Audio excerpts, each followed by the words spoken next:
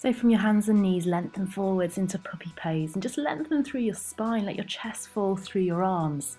Take some deep breaths here.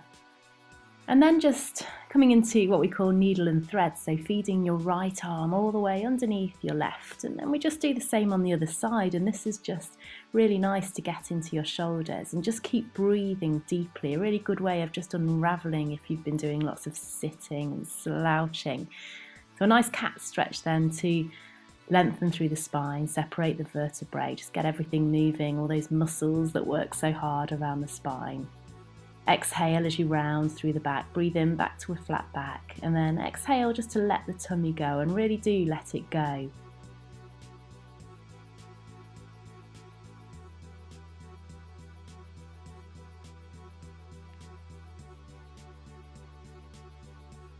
So just moving the tail from side to side, you can look over the shoulder in the direction that your hips are travelling, just to loosen up the lower back. And then just tilting the hips to one side, to the right, and then to the left. And this can feel really good through the hips if you've been doing lots of sitting. So just floating from side to side. Just be gentle on the knees, press your hands firmly down.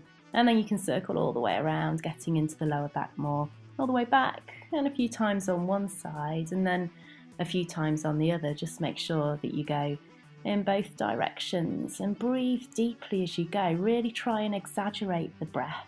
Long deep breaths in and long exhales out, going in both directions, and just skimming the mat with the hips as you move from side to side.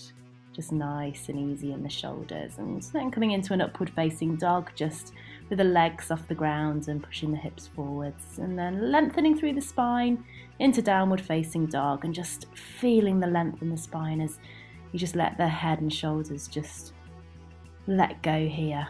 The head and chest fall through the arms, the heels work all the way in the direction of the mat. They don't need to touch the ground, but we just take some deep breaths here as we feel the length from the buttock bones to the heels.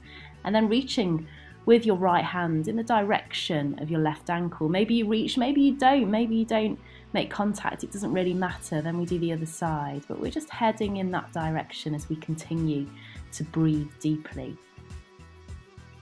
So taking a stroll to the centre of the mat with the hands and the feet, and just let the head go as you hold on to the elbows and ragdoll forwards, bobbing up and down, side to side. Just a nice release, softening in the upper body. And softening the knees, coming all the way up into standing. A big in-breath, lengthening, and then exhale, coming all the way forwards to a nice forward bend. And just linger here for a moment, letting everything go. And then with your right hand, place it on the left foot or ankle as you reach all the way out through the left fingertips and all the way over to the other side. So it's just a nice twist, rotating through the torso. Nice, and just let the head and neck just go as you stroll the hands forwards, pressing the palms down and the feet back into downward facing dog. And we move from side to side, maybe bending one knee and then the other, and then a down dog split, the in-breath lengthening the leg, the exhale bringing it all the way through into crescent moon. Interlace your fingers open through the chest and take this opportunity to take a really big in-breath. The arms come up and have a bit of a sway from side to side, maybe with the right hand hold on to the left wrist to lean over even further, opening through the chest. Good, and then with the left hand making contact with the ground, look over the right shoulder, and maybe you make contact with the back foot, maybe not, maybe you just look in that direction, and then into a nice runner's stretch with the toes pointing up towards the ceiling and just melting over that front lengthened leg. Coming into a standing split then, it doesn't have to be anything dramatic, no big deal, just the fingertips there for a bit of support as you lift the back leg, and then all the way back into your downward facing dog. Moving around, the hips float from side to side, nice and easy. Down dog split on the other side, the left leg lifts. As we exhale, we bring that foot all the way through. Crescent moon, opening through the chest, interlacing the fingers. Taking some breaths here as the hips ease forwards, lengthening through the arms, swaying from side to side. Maybe just holding onto the right wrist to ease over to the left hand side before a gentle twist with the right fingertips on the ground, looking over the left shoulder, and then straight into runner's pose. Breathe in, lengthen the spine, and then exhale and melt, lingering wherever it feels good to linger.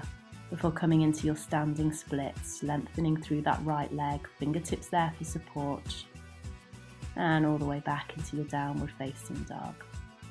And rolling all the way up into standing, and just shake everything out. Let the body be really loose and relaxed.